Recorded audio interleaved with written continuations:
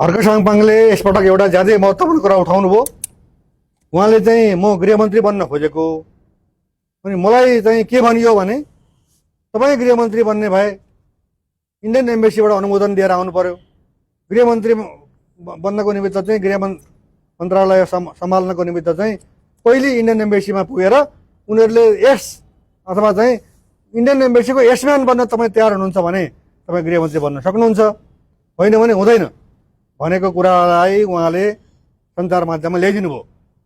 यो कुरा हामीलाई सुन्दा कसैलाई हाँस उठ्ला, तर यो हामी रुनुपर्ने कुरा हो।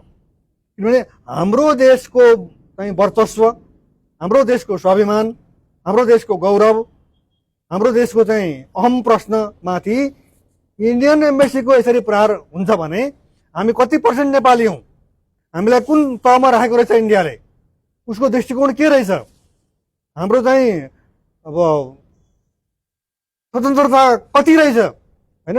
उनीहरू चाहिँ हाम्रो मन्त्रीमण्डलमा मन्त्री बनाउनको निमित्त उनीहरूको अनुमोदन खोज्छन्। यो कुरा हर्क साङपाङले महत्त्वपूर्ण रूपमा उठाउनु भएको छ। यो विषयमा सबै दलले र अन्तरिम प्रधानमन्त्रीले र अन्तरिम गृहमन्त्रीले यो कुरालाई गम्भीरतापूर्वक लिएर यसको चाहिँ छानबिन गर्नुपर्छ। यदि यस्तो हो भनेदेखि चाहिँ अर्को आन्दोलनले इन्डियन एम्बेसीमाथि प्रहार गर्नुपर्ने अवस्था आउन सक्छ कि हामी माथि यसरी चाहिँ हाम्रो स्वाभिमानमाथि प्रहार गर्छ भने उसलाई बचाएर राख्नुपर्ने, उसलाई हामीले चाहिँ सुरक्षा दिनुपर्ने केही त्यस्तो कारण छैन। उसले आफ्नो सीमा बुझोस् भन्ने कुरा चाहिँ म राख्न चाहन्छु।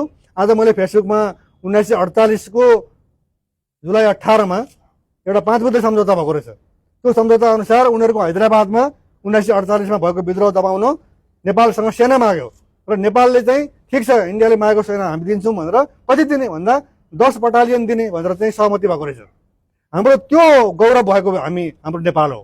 त्यो नेपाललाई धुलिसात गर्ने काम इन्डियन एम्बेसीले गर्छ भने उसले पनि आफूलाई सुरक्षाको घेरामा राख्न तयार रहनुपर्छ।